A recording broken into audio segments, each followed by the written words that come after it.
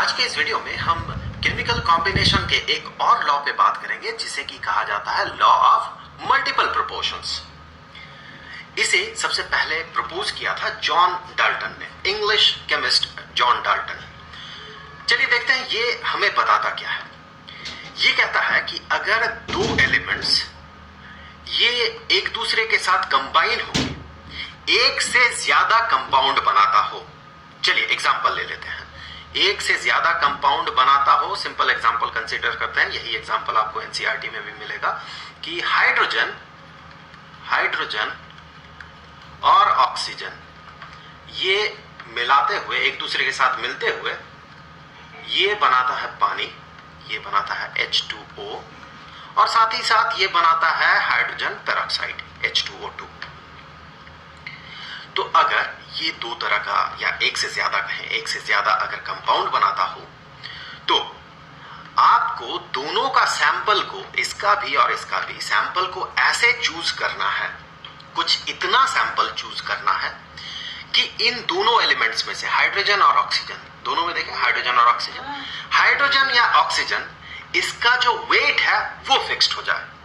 चलिए मतलब क्या निकलता है इसे देख लेते हैं कि हमने पानी कुछ इतना चूज किया, पानी का जो वेट है कुछ इतना चूज किया ताकि उस पानी में, उस कंपाउंड में H2O में हाइड्रोजन, चलिए हाइड्रोजन को फिक्स्ड मानते हुए चलते हैं, हाइड्रोजन जो है ये सेम वेट का रहे दोनों ही सैंपल में। पानी का सैंपल हमने जितना लिया, हाइड्रोजन पेरोक्साइड का सैंपल कुछ और लेंगे हम, ऑब्वियस सी बात है। दोनों सैंपल का वेट सेम नहीं होगा लेकिन दोनों में हाइड्रोजन का वेट सेम होगा। अगर ऐसा होता है, चलिए हमने पानी का सैंपल कुछ इतना ले लिया कि हाइड्रोजन उसमें 2 ग्राम का रहे, तो 2 ग्राम का हाइड्रोजन ये 16 ग्राम के ऑक्सीजन के साथ रिएक्ट करके 18 ग्राम का पानी देता है, 18 ग्राम का वाटर देता है, ये H2O बनाता है। हाइड्रोजन पेरोक्साइड का सैंपल भी हमें अब कुछ ऐसे ही चूज करना, अगर हम हाइड्रोजन का वेट को फिक्स करना चाहते हैं तो हाइड्रोजन पेरोक्साइड का जो सैंपल है उसे हम कुछ इतना चूज करेंगे कि उसमें भी हाइड्रोजन जो है 2 ग्राम का ही रहे। तो अब यहां भी हाइड्रोजन 2 ग्राम का होगा, इतना हमने हाइड्रोजन पेरोक्साइड लिया। तो 2 ग्राम का हाइड्रोजन ये रिएक्ट करेगा 32 ग्राम के ऑक्सीजन के साथ और ये 34 ग्राम का हाइड्रोजन पेरोक्साइड बनाता है। तो यहां पर देखिए हाइड्रोजन दोनों ही केस में इसका वेट फिक्स्ड है।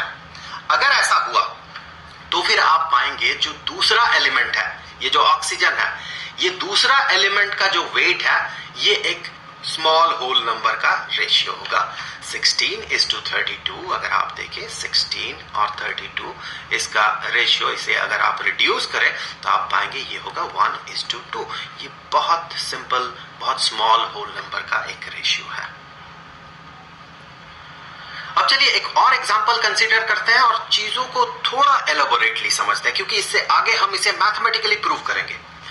तो अब क्या है, दो एलिमेंट्स हाइड्रोजन और कार्बन, ये दोनों मिलते हुए एक साथ कंबाइन होते हुए बहुत बहुत सारे कंपाउंड्स बनाते हैं। उनमें से सिर्फ 2 कंपाउंड्स को हम चूज कर रहे हैं, मीथेन और इथेन।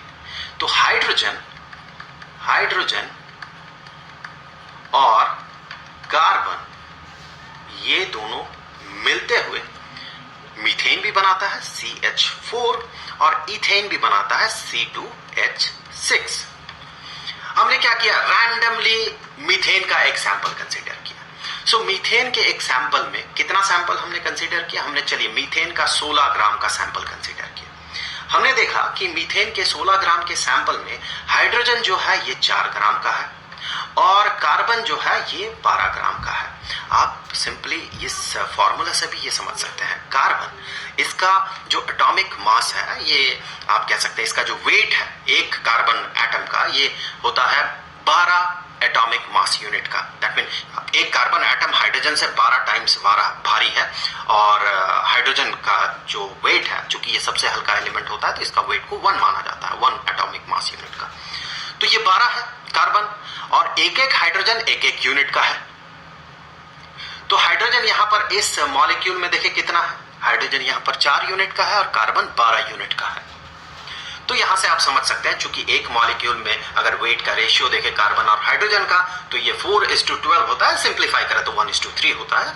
तो 4 ग्राम का हाइड्रोजन 12 ग्राम के कार्बन के साथ रिएक्ट करके मीथेन बनाएगा CH4, जो कि ऑब्वियस ही बात है, from law of conservation of mass से हम ये कह सकते हैं, जो कि बराबर होगा 16 ग्राम के।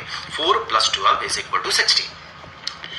अब इथेन को हमने, इथेन का एक सैंपल लिया। कितना सैंपल लिया हमने? 30 ग्राम का सैंपल लिया, और हमने देखा इस 30 ग्राम के सैंपल में हाइड्रोजन जो है ये हमें मिला 6 ग्राम का, और कार्बन जो है ये मिला हमें 24 ग्राम का। ये आप सिंपल इसके फॉर्मूला से भी समझ सकते हैं। C2 दैट मीन 12 और 12, C2 है, कार्बन का 2 एटम है, 12 + 12 24, और हाइड्रोजन के 6 है, तो 6 ग्राम और इधर 24 ग्राम। लेकिन ऐसा तो हम नहीं कर सकते हैं। लॉ ऑफ मल्टीपल प्रोपोर्शन के लिए किसी एक एलिमेंट का मास जो है, या वेट कहें, वेट जो है ये सेम होना होगा, फिक्स्ड होना होगा। यहां पर हमने सैंपल तो आर्बिट्रेरीली चूज किया था, रैंडमली चूज किया था, तो हमने देखा ऐसा नहीं हो रहा, हाइड्रोजन को सेम हमें बनाना है। अब कार्बन को भी कर सकते हैं, सो हाइड्रोजन को हमें सेम बनाना है, तो हम क्या करेंगे? यहां पर हमें सैंपल को अब कुछ ऐसे चूज करना होगा कि हाइड्रोजन का मास दोनों ही सैंपल में सेम हो। एक में 4 है, दूसरे में 6 है। हम क्या कर सकते हैं? जो सेकंड सैंपल है हमने जितना चूज किया था, हम उसका दुगना चूज करेंगे, 30 ग्राम की जगह 60 ग्राम चूज करेंगे। तो उससे होगा क्या? जो 6 ग्राम का हाइड्रोजन मिला था, अब ये हमें 12 ग्राम का मिलेगा, और जहां 24 ग्राम का कार्बन मिला था वो हमें 48 ग्राम का मिलेगा, 48 ग्राम का। डबल हो गया। हमने डबल क्यों किया? क्योंकि हमें इसे बराबर करना था, इसे। अब हम क्या करेंगे? ये जो हाइड्रोजन का क्वांटिटी था उसे बराबर करना था, वेट था उसे बराबर करना था, तो यहां पर ये 12 हो गया। इस 4 को हम 12 कैसे कर सकते हैं? हम इस सैंपल को 3 टाइम्स कंसीडर करेंगे। जहां 16 ग्राम हमने लिया था, अब हम 48 ग्राम लेंगे, 48 ग्राम। तो ऑब्वियस सी बात है, ये 4 ग्राम जो था ये 12 ग्राम बन जाएगा, 3 गुना बन जाएगा।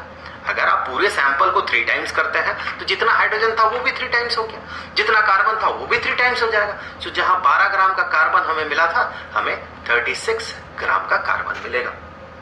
यहां पर अब देखिए हाइड्रोजन का जो अमाउंट है वो फिक्स हो गया, सेम हो गया दोनों ही सैंपल में। हमने CH4 कितना लिया? हमने 48 ग्राम का CH4 लिया, और हमने C2H6 कितना लिया? हमने 60 ग्राम का C2H6 लिया। इससे हुआ क्या? दोनों सैंपल में हाइड्रोजन बराबर हो गया। कार्बन का अगर आप रेशियो देखेंगे आप, ये स्मॉल होल नंबर का रेशियो होगा, ये दूसरा एलिमेंट जो है 36:48। आप देख लीजिए क्या बनेगा, ये बनेगा 3:4। तो ये सिंपल रेशियो बन गया, स्मॉल होल नंबर का रेशियो बन गया। इसे हम मैथमेटिकली भी प्रूव कर सकते हैं, बड़े आसानी से प्रूव कर सकते हैं। और अगर हम इसे मैथमेटिकली प्रूव करेंगे तब जाके इसके पीछे का जो बेसिक कॉन्सेप्ट है, क्यों ऐसा हमेशा होता है, ये हमें समझ में आएगा।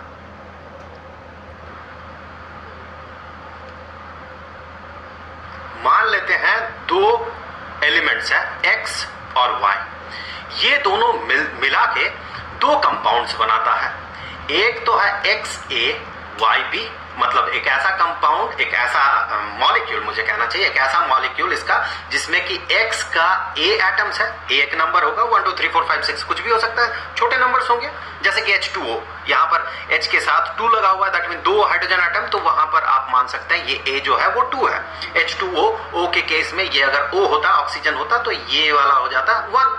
सो इसी तरह से A B जो है ये सिंपल नंबर्स है। उसी तरह से ये एक दूसरा कंपाउंड बनाता है जिसमें कि X का C एटम्स है, C भी 1 2 3 4 5 6 कुछ भी छोटे नंबर्स होंगे, और Y का D एटम्स है। यहां पर जैसे हमने पिछले केस में क्या किया था कि हाइड्रोजन का फिक्स्ड वेट माना था, यहां पर भी हमें क्या करना होगा, हम यहां से एक सैंपल कंसीडर करेंगे इस कंपाउंड का, और इस कंपाउंड का एक सैंपल कंसीडर करेंगे। कुछ इस तरह से कंसीडर करेंगे सैंपल, कुछ इतना वेट का सैंपल कंसीडर करेंगे कि ये जो पहला वाला जो एलिमेंट है इसका जो मास है वो सेम हो जाए। तो इसके लिए हम क्या करेंगे, हम ये जो पहला वाला जो कंपाउंड कंसीडर करेंगे उसमें कितने मॉलिक्यूल्स होंगे, उसमें C मॉलिक्यूल्स होंगे, और दूसरे वाले कंपाउंड को कुछ ऐसे चूज करेंगे, उसका सैंपल को कुछ ऐसे चूज करेंगे कि उसमें A मॉलिक्यूल्स हो। अब आप देखिए ध्यान से कि एक मॉलिक्यूल में, इसके एक मॉलिक्यूल में x एलिमेंट का a एटम है, नंबर ऑफ एटम्स a है, टोटल मॉलिक्यूल्स अगर c हो तो x के कितने एटम्स हो गए, a इंटू सी। अब अगर दूसरे वाले को आप देखते हैं, x एलिमेंट का c एटम्स है एक मॉलिक्यूल में, हमने कितने मॉलिक्यूल्स कंसीडर किए, हमने सैंपल में a मॉलिक्यूल्स कंसीडर किए, नंबर ऑफ मॉलिक्यूल्स a है, तो x का टोटल नंबर ऑफ एटम्स कितना होगा फिर, c इंटू a, बराबर हो गया फिर। तो पहला सैंपल मैं यहां नाम दे देता हूं, ये सैंपल 1 है, ये सैंपल 2 है। तो सैंपल 1 के केस में x को अगर आप देखें, सो नंबर ऑफ एटम्स जो है, नंबर ऑफ एटम्स कितना होगा, ये एक मॉलिक्यूल में a एटम्स और नंबर ऑफ मॉलिक्यूल्स c। वहीं पर दूसरे सैंपल में अगर आप देखें x जो एलिमेंट है, इसका नंबर ऑफ एटम्स सेम होगा, इसी पे तो हमने बात किया था, number of atoms is c into a, तो ये तो बराबर हो गया, यही तो हमें करना था, तो ये बराबर हो गया। अब आगे बढ़ जाते हैं, सैंपल 1 में y कितना है देख ले। सो सैंपल 1 में y का अगर नंबर ऑफ एटम्स आप देखें, तो नंबर ऑफ एटम्स ये बराबर हो जाएगा, ध्यान से देखें, एक मॉलिक्यूल में y का b एटम्स है, टोटल c मॉलिक्यूल्स है, तो कितने एटम्स हो जाएंगे, b इंटू c। और सैंपल 2 में y का जो नंबर ऑफ एटम्स है, नंबर ऑफ एटम्स, इसे कंसीडर करें तो आप ये पाएंगे ये बराबर हो जाएगा d इंटू ए के, सो d इंटू ए। अब देखें दोनों ही सैंपल में y का जो वेट का रेशियो होगा, so weight of y in sample 1, तो मैं सिर्फ 1 लिख रहा हूं, डिवाइडेड बाय, हम रेशियो पता कर रहे हैं, divided by weight of y, element y in sample 2 कितना होना चाहिए, तो y का जो एटॉमिक मास है, तो y का एटॉमिक मास को हम यहां पर मान लेते हैं y's एटॉम, तो y का जो एटॉमिक मास है, so atomic mass of y, इसे चलिए हम मान लेते हैं कि ये है m। तो यहां पर चूंकि सैंपल 1 में y के कितने एटम्स हैं, b इंटू सी, और y का एटॉमिक मास कितना है, इतना है, तो y का जो वेट होगा उस सैंपल में कितना होना चाहिए, b इंटू सी, इतने तो एटम्स हैं और एक एक एटम का मास m है, डिवाइडेड बाय सेकेंड सैंपल में क्या होगा, d इंटू a, इतना तो एटम्स है y का और एक एक एटम का मास जो है m है। तो अगर आप रेशियो देखें, आप सिंपली कुछ भी मास हो कोई फर्क नहीं पड़ता, ये m और m कैंसिल हो जाएगा। रेशियो क्या बना, रेशियो बना BC इज टू DA, तो रेशियो हमें अल्टीमेटली मिला BC इज टू DA। हमने पहले ही तो बात किया था कि ये A B C D these are whole numbers, छोटे होल नंबर्स होते हैं नॉर्मली, जैसे H2O H2O2, यहाँ पर A B C D क्या होगा 1 2, ऐसे ही छोटे नंबर्स होंगे। तो छोटे नंबर्स, होल नंबर्स को अगर आप मल्टीप्लाई करें तो आपको होल नंबर ही तो मिलेगा, यहाँ भी होल नंबर्स को मल्टीप्लाई करें तो होल नंबर ही मिलेगा। दैट मीन सेकंड एलिमेंट जो है, जो कि y है, इसका अगर आप रेशियो देखते हैं by weight, so that ratio will be of whole numbers. तो इस तरह से हम मैथमेटिकली इसे